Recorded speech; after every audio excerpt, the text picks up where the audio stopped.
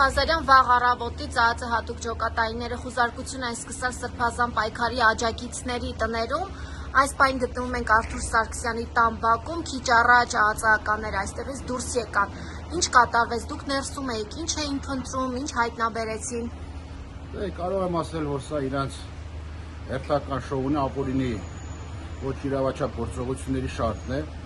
Հիմնականում ոչինչ էլ չկար, որտեղ ես վստահ եմ, որ Սարգսյան Արթուրը մեր գործընկերը շատ պարկեշտ մարդ է եւ նա իր կյանքում ապրած իր ողջ տարիների ընթացքում երբևէ ապօրինի գործողություններ չարել եւ ես վստահ եմ շատ ավելի քան որ նրա տանից ոչ մի այնպիսի փաստաթուղթ կամ այնպիսի իր չեն կարող հայտնաբերել, որը կարող է իբրև թե իրենց օրինաց գործին էական նշանակություն տալ։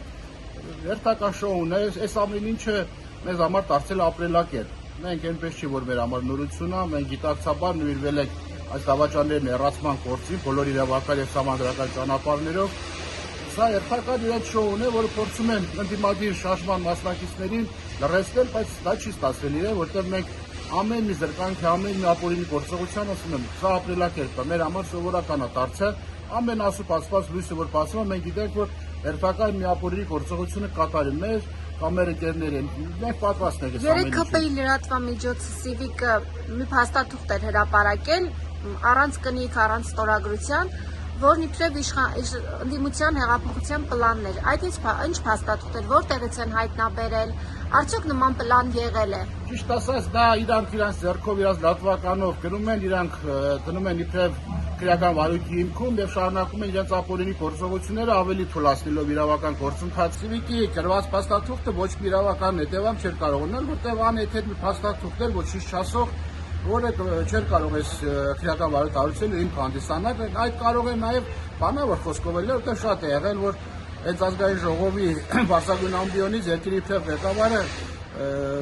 կոչ անում ձերբակալել ընդդիմադիր պատգամավորների ընդդիմադիր շարժման, դա նորություն չէ մեզ համար։ Կարող է նաև այդ ձևական փաստաթուղթ էլ, որ իրենց ոչինչ ներկայացող փաստաթուղթներ չլինել, մեկ ամեն սպասելու ենք այս ոչ իրավաչափ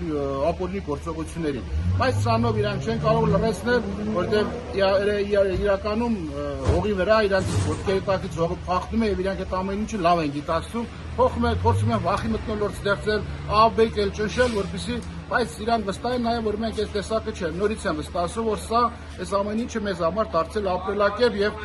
առավել եւս մեր գործընկեր Սարգսյան Արթուրը նման փորձություններ շատ է ախտարել եւ այսօր նաև իր այսպես վառ վկայություն որ նա ամուր կանգնած է իր տան մեջ, իր ընտանիքի, մենք էլ իր կողքին, որտեղ ես ավելի քան վստահ եմ որ չի կարող Արթուրը, Սարգսյանը եւ մնացած մեր բոլոր գործընկերները, Բագրատ Սրբազանը մնացածները որևէ հակասահմանադրական ոչ իրավական գործողություն Ինչ եք ասում, մեղադրանք առաջադրեն այս անձանց։ Ես չեմ կարող ասել, բայց այս